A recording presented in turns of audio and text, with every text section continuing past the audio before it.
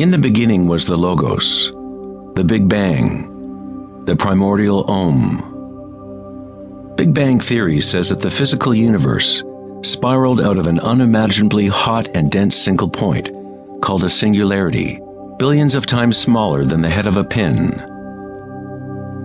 It does not say why or how. The more mysterious something is, the more we take for granted that we understand it.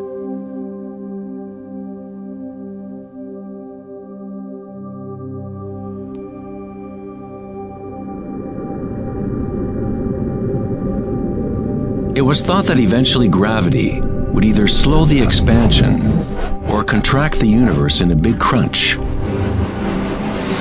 However, images from the Hubble Space Telescope show that the universe's expansion seems to be actually accelerating, expanding faster and faster as it grows out of the Big Bang. Somehow, there is more mass in the universe than physics predicted. To account for the missing mass, physicists now say that the universe consists of only 4% atomic matter, or what we consider normal matter. 23% of the universe is dark matter, and 73% is dark energy, what we previously thought of as empty space. It is like an invisible nervous system that runs throughout the universe, connecting all things.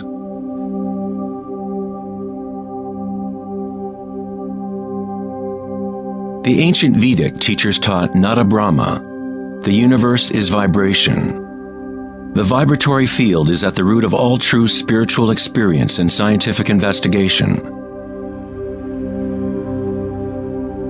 It is the same field of energy that saints, Buddhas, yogis, mystics, priests, shamans, and seers have observed by looking within themselves. It has been called Akasha, the primordial Om, Indra's net of jewels, the music of the spheres, and 1,000 other names throughout history.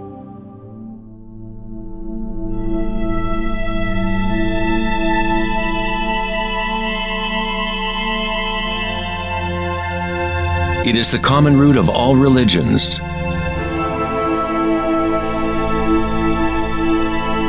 And the link between our inner worlds and our outer worlds.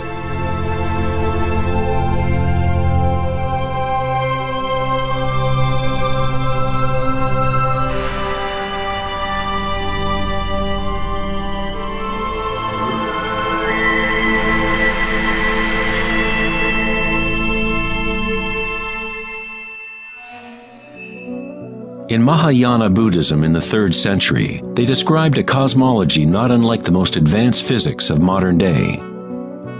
Indra's net of jewels is a metaphor used to describe a much older Vedic teaching, which illustrates the way the fabric of the universe is woven together. Indra, the king of the gods, gave birth to the sun and moves the winds and the waters. Imagine a spider web that extends into all dimensions. The web is made up of dewdrops, and every drop contains the reflection of all the other water drops.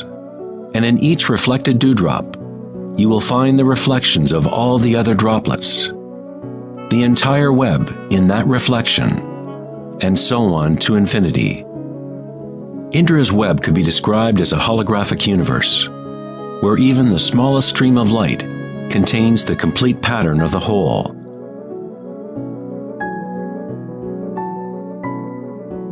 The Serbian-American scientist Nikola Tesla is sometimes referred to as the man who invented the 20th century. Tesla was responsible for discovering alternating current electricity and many other creations that are now part of everyday life. Because of his interest in the ancient Vedic traditions, Tesla was in a unique position to understand science through both an Eastern and Western model. Like all great scientists, Tesla looked deeply into the mysteries of the outer world, but he also looked deeply within himself. Like the ancient yogis, Tesla used the term Akasha to describe the etheric field that extends throughout all things. Tesla studied with Swami Vivekananda, a yogi who brought the ancient teachings of India to the West. In the Vedic teachings, Akasha is space itself, the space that the other elements fill, which exists simultaneously with vibration. The two are inseparable. Akasha is yin to prana's yang.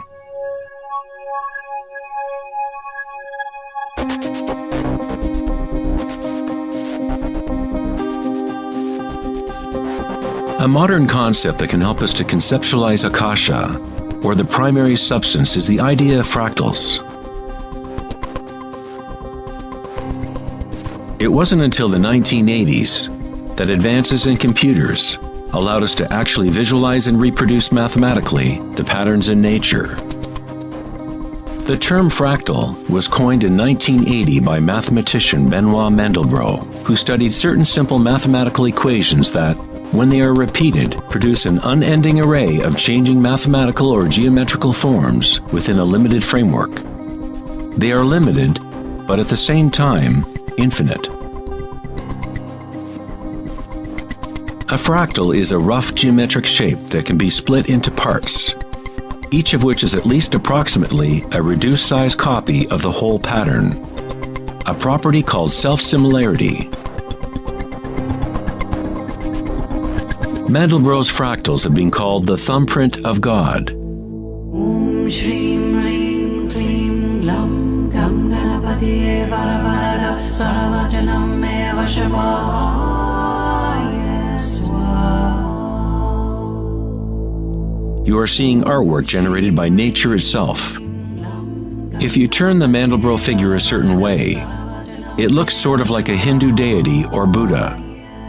This figure is being termed the Buddha-bro figure. Om Shrim Rim Klim Lam Gam Ganapatiye Varavarada Saravajanam Eva Shabaya Swa.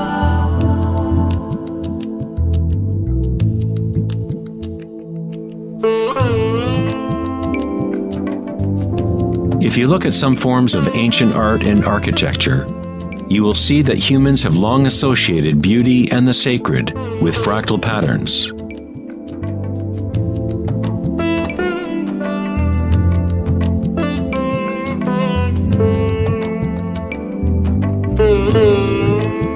Infinitely complex, yet every part contains the seed to recreate the whole. Fractals have changed mathematicians' views of the universe and how it operates. With each new level of magnification, there are differences from the original. Constant change and transformation occurs as we traverse from one level of fractal detail to another. This transformation is the cosmic spiral, the embedded intelligence of the matrix of time-space.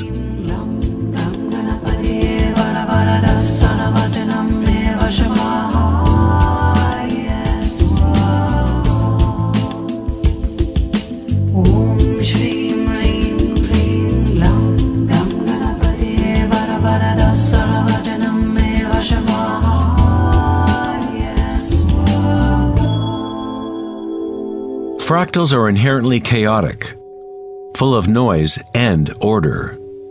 When our minds recognize or define a pattern, we focus on it, as if it is a thing.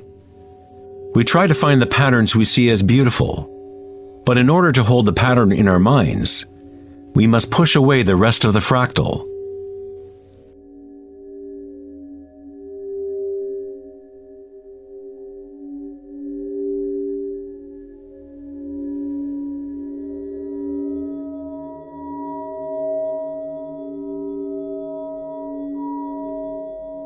To comprehend a fractal with the senses is to limit its movement.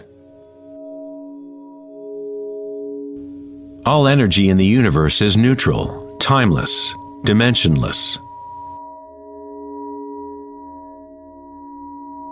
Our own creativity and capacity for pattern recognition is the link between the microcosm and macrocosm, the timeless world of waves, and the solid world of things. Observation is an act of creation through limitations inherent in thinking. We are creating the illusion of solidity, of things by labeling, by naming. The philosopher Kierkegaard said, "If you name me, you negate me." By giving me a name, a label, you negate all of the other things I could possibly be. You lock the particle into being a thing by pinning it down, naming it. But at the same time, you are creating it, defining it to exist. Creativity is our highest nature. With the creation of things comes time, which is what creates the illusion of solidity.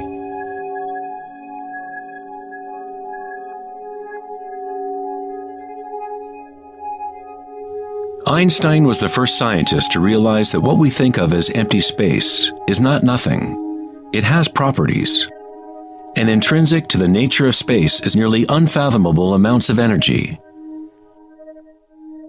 The renowned physicist Richard Feynman once said, "There is enough energy in a single cubic meter of space to boil all the oceans in the world." Advanced meditators know that in the stillness lies the greatest power. The Buddha had yet another term for the primary substance, what he termed kalpas, which are like tiny particles or wavelets that are arising and passing away trillions of times per second.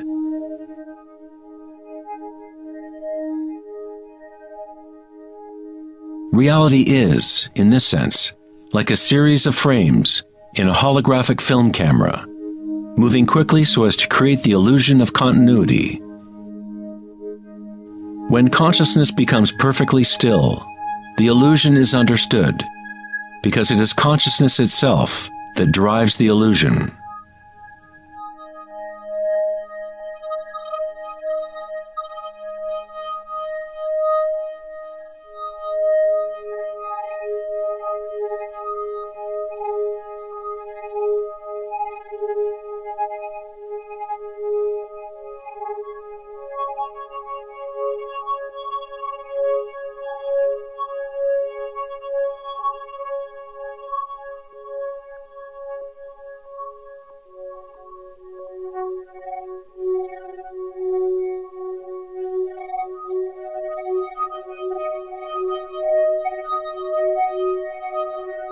In the ancient traditions of the East, it has been understood for thousands of years that all is vibration. Nada Brahma, the universe is sound. The word nada means sound or vibration, and Brahma is the name for God. Brahma simultaneously is the universe and is the creator.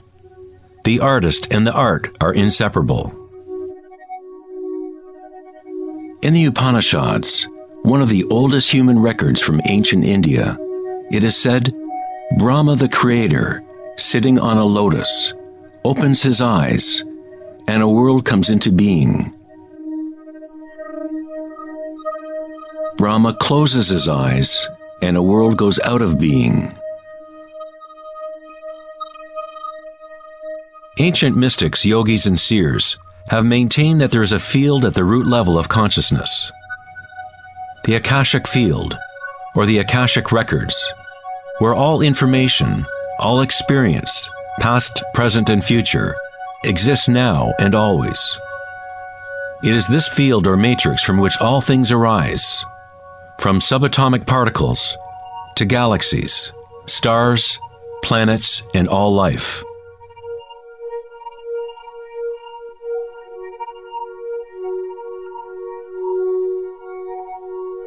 You never see anything in its totality, because it is made up of layer upon layer of vibration, and it is constantly changing, exchanging information with Akasha. A tree is drinking in the sun, the air, the rain, the earth. a world of energy moves in and out of this thing we call a tree. When the thinking mind is still, then you see reality as it is, all aspects together. The tree and the sky and the earth, the rain and the stars are not separate. Life and death, self and other, are not separate, just as the mountain and the valley are inseparable. In the Native American and other indigenous traditions, it is said that everything has spirit, which is simply another way of saying everything is connected to the one vibratory source. There is one consciousness, one field, one force that moves through all. This field is not happening around you, it is happening through you, and happening as you. You are the you in universe. You are the eyes through which creation sees itself. When you wake from a dream, you realize that everything in the dream was you. You were creating it. So-called real life is no different. Everyone, everything is you.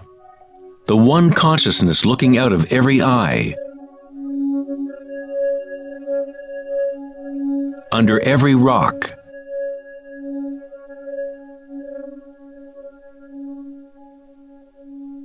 Within every particle.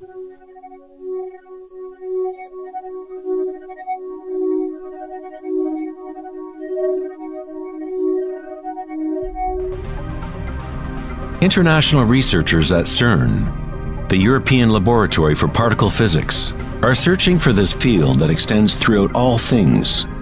But instead of looking within, they look to the outer physical world. Researchers at the CERN laboratory in Geneva, Switzerland, announced that they had found the Higgs boson, or the God particle. The Higgs boson experiments prove scientifically that an invisible energy field fills the vacuum of space. CERN's Large Hadron Collider consists of a ring 17 miles in circumference, in which two beams of particles race in opposite directions, converging and smashing together at nearly the speed of light. Scientists observe what comes out of the violent collisions. The standard model cannot account for how particles get their mass.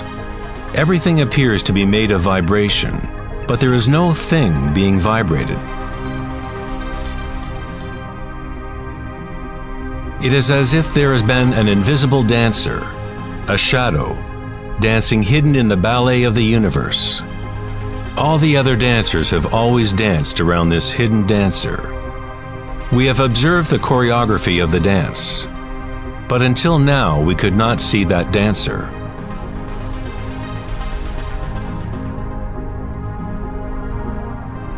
The so-called God particle, the properties of the base material of universe, the heart of all matter which would account for the unexplained mass and energy that drives the universe's expansion. But far from explaining the nature of the universe, the discovery of the Higgs boson simply presents an even greater mystery, revealing a universe that is more mysterious than we ever imagined. Science is approaching the threshold between consciousness and matter. The eye with which we look at the primordial field and the eye with which the field looks at us are one and the same.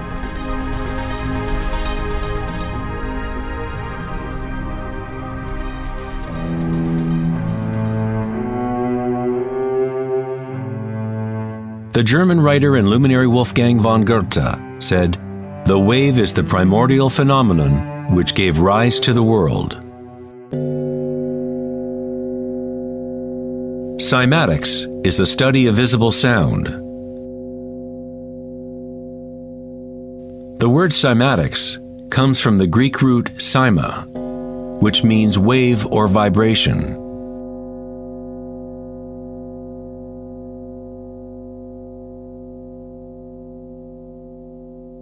One of the first Western scientists to seriously study wave phenomena was Ernst Chladni, a German musician and physicist who lived in the 18th century. Chladni discovered that when he spread sand on metal plates and then vibrated the plates with a violin bow, the sand arranged itself into patterns. Different geometrical forms appeared depending on the vibration produced.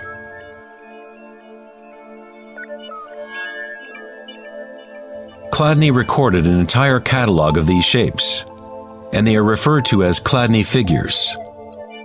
Many of these patterns can be found throughout the natural world, such as the markings of the tortoise or the spot patterns of a leopard.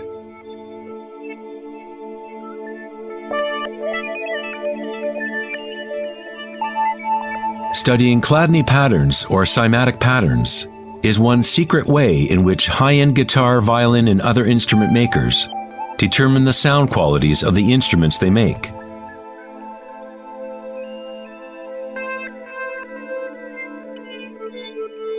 Hans Jenny expanded on Chladni's work in the 1960s. Using various fluids and electronic amplification to generate sound frequencies, and coined the term cymatics. If you run simple sine waves through a dish of water, you can see patterns in the water. Depending on the frequency of the wave, different ripple patterns will appear. The higher the frequency, the more complex the pattern. These forms are repeatable, not random.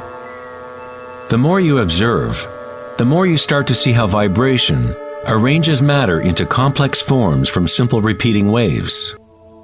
This water vibration has a pattern similar to a sunflower.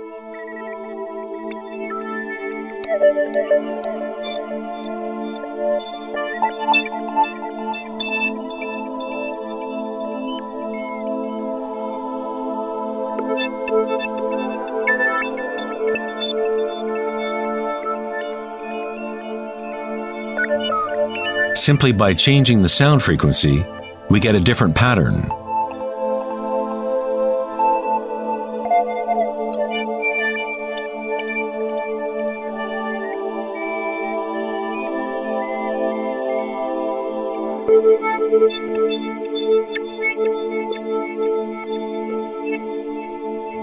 Water is a very mysterious substance. It is highly impressionable. That is, it can receive and hold on to vibration. Because of its high resonance capacity and sensitivity, and an inner readiness to resonate, the water responds instantaneously to all types of sonic waves. Vibrating water and earth make up the majority of mass in plants and animals. It is easy to observe how simple vibrations in water can create recognizable natural patterns. But as we add solids and increase the amplitude, things get even more interesting. Adding cornstarch to water, we get more complex phenomena.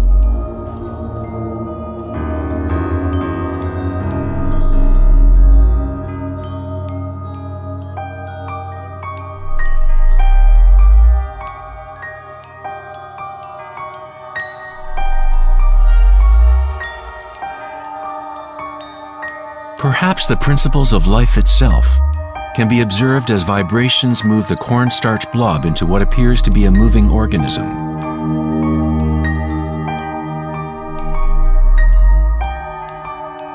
The animating principle of the universe is described in every major religion, using words that reflect the understanding of that time in history. In the language of the Incas, the largest empire in pre-Columbian America, the word for human body is Alpa Kamasca, which means literally, animated earth. In Kabbalah, or Jewish mysticism, they talk about the divine name of God, the name that cannot be spoken. It cannot be spoken because it is a vibration that is everywhere. It is all words, all matter.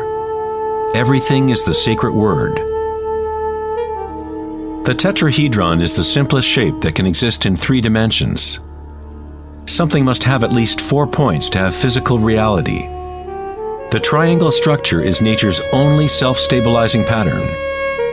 In the Old Testament, the word tetragrammaton was often used to represent a certain manifestation of God. It was used when talking about the Word of God, or the special name of God, Logos or primordial Word.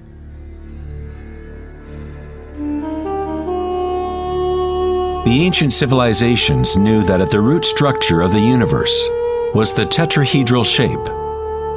Out of this shape, nature exhibits a fundamental drive toward equilibrium, Shiva, while it also has a fundamental drive towards change, Shakti.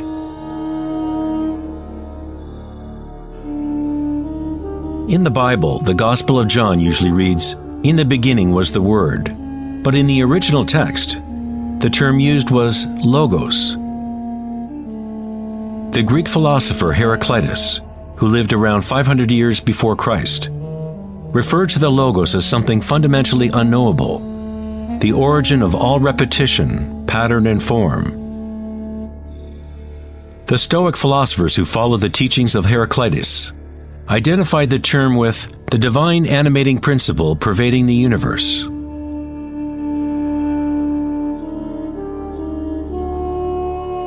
In Sufism, the Logos is everywhere and in all things.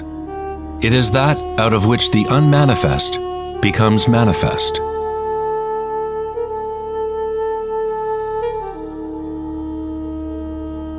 In the Hindu tradition, Shiva Nataraja literally means Lord of the Dance. The whole cosmos dances to Shiva's drum. All is imbued or ensouled with the pulsation. Only as long as Shiva is dancing can the world continue to evolve and change. Otherwise, it collapses back into nothingness. While Shiva is representative of our witnessing consciousness, Shakti is the substance or stuff of the world. While Shiva lies in meditation, Shakti tries to move him, to bring him into the dance. Like yin and yang, the dancer and the dance exist as one. Logos also means unconcealed truth.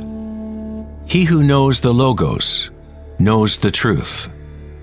Many layers of concealment exist in the human world, as Akasha has been swirled into complex structures, concealing the source from itself.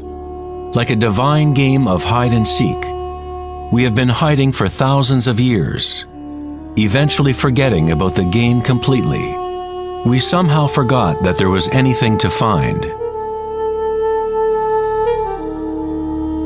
In Buddhism, one is taught to directly perceive the Logos, the field of change, or impermanence within oneself through meditation.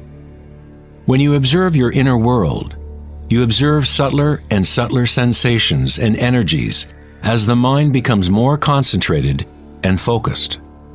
Through the direct realization of anicca, or impermanence at the root level of sensation, one becomes free of attachment to transient external forms.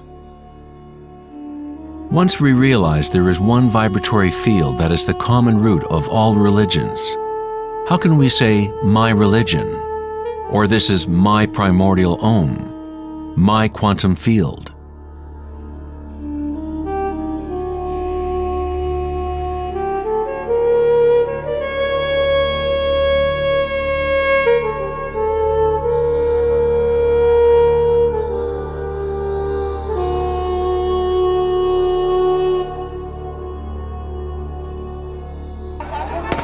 The true crisis in our world is not social, political, or economic.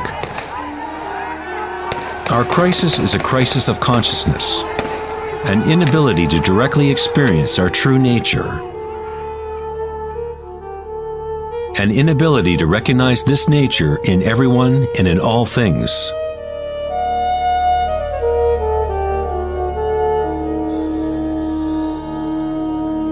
In the Buddhist tradition, the Bodhisattva is a person with an awakened Buddha nature. A Bodhisattva vows to help to awaken every being in the universe, realizing that there is only one consciousness. To awaken one's true self, one must awaken all beings,